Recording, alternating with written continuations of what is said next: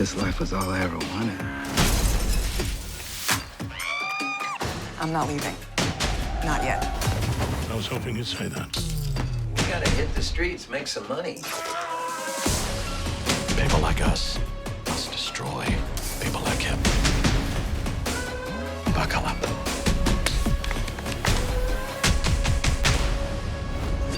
Get Showtime free at Showtime.com. First up here, look at that. See, let the graphics come up. Yeah. So UFC president Dana White last night, weirdly responding to a troll tweet, although one that had gone viral, about UFC 249, indicated, Brian Campbell, that today is the day. Now, we don't know when, and we don't know many details, but he did say that what he's going to do is announce the UFC 249 fight card today. In addition, there was a report by ESPN that indicated, one, they were looking at a West Coast potential site for these, that when this one goes off, several other ones behind it are going to be in the exact same location. And it could be, we don't know yet, on Native American territory. Brian, let's go to you first. What do you make of this news? Well, I make of it that the timing's bad for us as we go live every Monday at noon Eastern. This segment will be dated as soon as Dana speaks. But you had the feeling, Luke, that Dana was not going to lose and he was going to push forward no matter what. And look, we've been up and down this road from the idea of, is this right? I've written the columns. Everyone's had their speak and their piece on this. I think we're past that now. He's going forward with it. He's going to make it happen. I'm not going to boycott it. I'm certainly going to watch it. And I got to be a little honest with you, Luke, because I'm always honest with you. I don't think this should happen right now. But at the same time, I watched WrestleMania over the weekend. It wasn't live. They pre-taped it because they had to.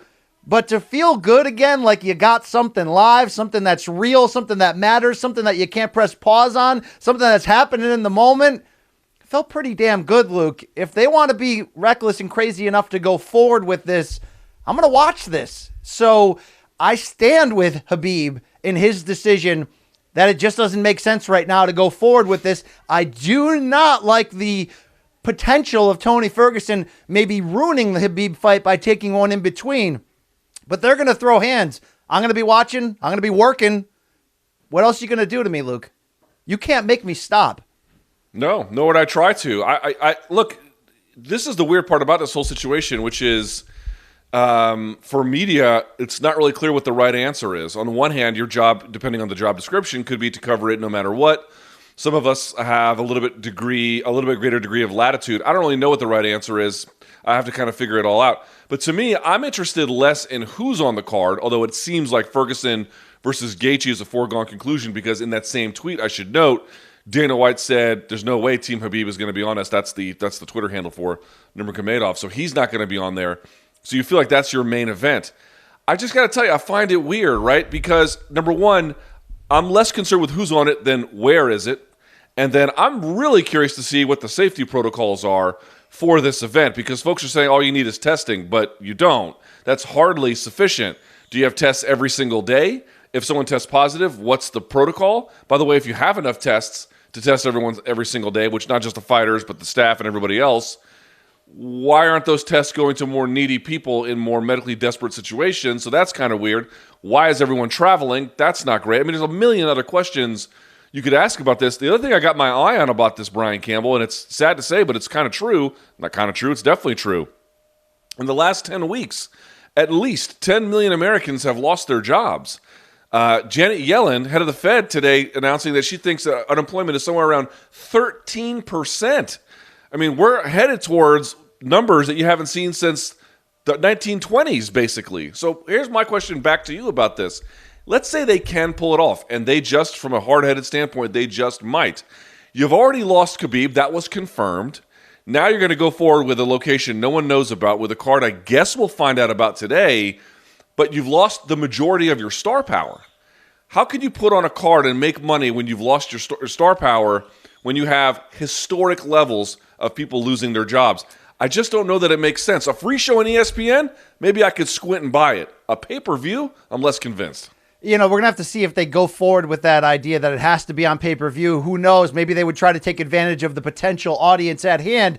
But to ask you who's going to be on that card, we're certainly going to find out when Dana announces it. And we all know Dana has purposely now kept all the details from leaking out, kind of turning against the media, blaming certain members. Luke, there was a video out there that people subheaded as Dana responds to Luke. I don't even think he was talking to you. I think he was mad at some guy from Forbes. And was he wasn't. mad at, let me clear that up. He was not talking about me. He was talking about Trent Rainsmith over at Forbes.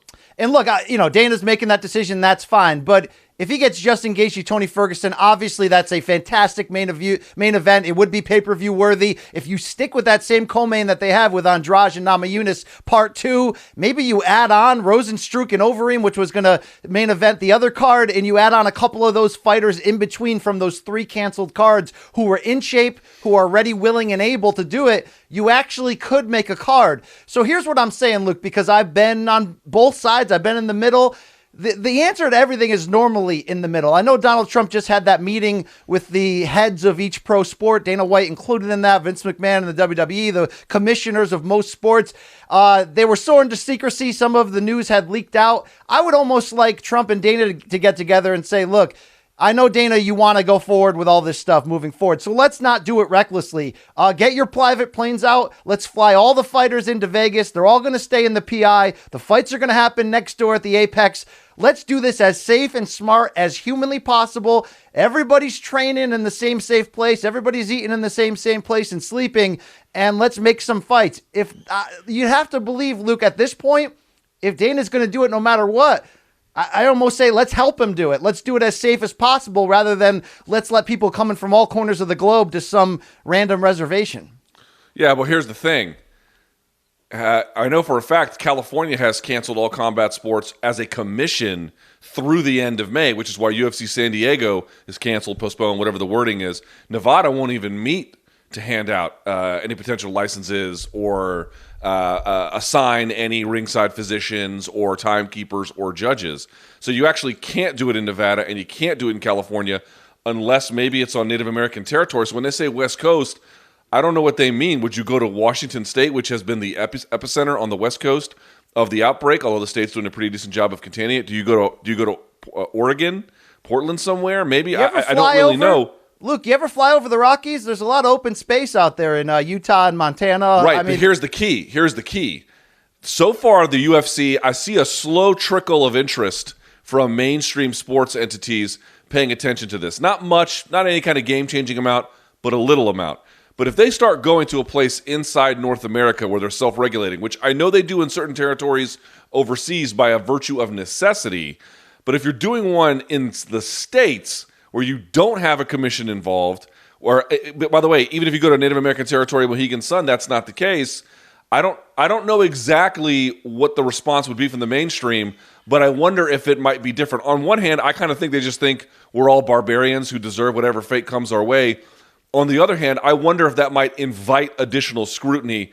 It remains to be seen. Well, here's the deal, Luke. Since when does Nevada and Las Vegas have standards here? I'm not trying to make a joke in light of the coronavirus because I would prefer everyone to be locked down and quarantined and safe. But since when are we looking at that as the last bastion of hope here? I'd almost want them to make something work like I talked about. You don't want to go on an unregulated reservation with a poor commission. Mohegan Sun is a different story. They're in Connecticut. They're used to putting on these cards. There's a legitimate head behind them. But, history of going to reservations for fights. Remember Tommy Morrison in the midst of having HIV had that modified rules MMA fight in New Mexico? It's there's some bad stories on there. If we're going to do it clean, do it right, okay? And I'm not going to, and again, I'm going to double down on it. I kind of want to see fights right now. And why does it feel so right if it's so wrong, Luke? Am I just, yeah, I'm delirious. Yeah. Listen, they blocked me on Twitter, but I always recommend Fight Pass if you want to see fights. This is my attitude. And I've said it before, Brian, I think you might agree on this. We got to move along. People ask me what I'm looking for. I'll tell you exactly what I'm looking for. I'm looking for a major commission, so that's New Jersey, California, Nevada, something along those lines, deciding what the protocol should be for this particular condition, figuring out that problem, and then having promoters adhere to it, rather than promoters, be it UFC or any other one, flying by the seat of their pants and convincing people that they're doing the noble thing by paying fighters when they don't actually have to have the shows to do that. So that's all I'm asking for. Have a state figure out what the safe way to do this is, and then just follow that protocol. That's what they do on literally every other issue, whether it's blood testing, eye testing, weight management, everything. They ask the state what's safe, and then they follow behind it. Why should this be any different? It shouldn't. And if it means you got to wait a little bit to figure out what safe is, well, then you wait a little bit to figure out what safe is. That's my only complaint. I think it's fair. I'm not against that. We want to talk about Khabib's role in this, Luke, because they're kind of throwing him under the bus right now. Make it quick because we got to move along. What do you make of how everything's gone down for Mr. Nurmagomedov? I certainly understand Tony Ferguson being mad, bringing back up the tiramisu, saying, Connor says it's a game of chicken that Tony won. You can't say that during these times. All right, let's take Khabib off the hook here, guys. If somebody doesn't want to fight during this crazy epidemic, you don't have to fight, and you don't have to get shade for it either, whether you observe Ramadan and can't come back until August or not. So can we get that conversation out of the picture? If Tony wants to risk it all and move forward and keep things going and cash a big check, that's Tony. You can do it. That's fine, as long as Dana can legally pull it off. But can we take Khabib out of that heavy spotlight and of shade thrown at him? I mean, he made a decision, like for his family, for safety. Right. It's nice to see a fighter do that once in a while. Right, and the promoter didn't do it for him, so he had to take matters into his own hands. I cast no blame towards him. And I would say that if being an undefeated Dagestani who has been a champion in the most difficult weight class where it is to be a champion, has never lost in his professional career, never been cut, never even been knocked down, if that guy isn't tough enough for you, because the accusations, as I'm sure you've heard, Brian, have been that he's running, if that guy isn't tough enough for you, nobody is.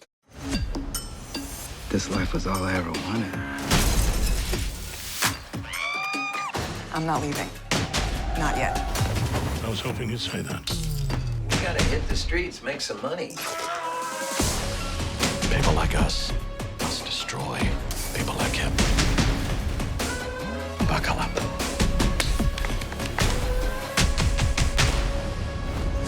Get Showtime free at Showtime.com.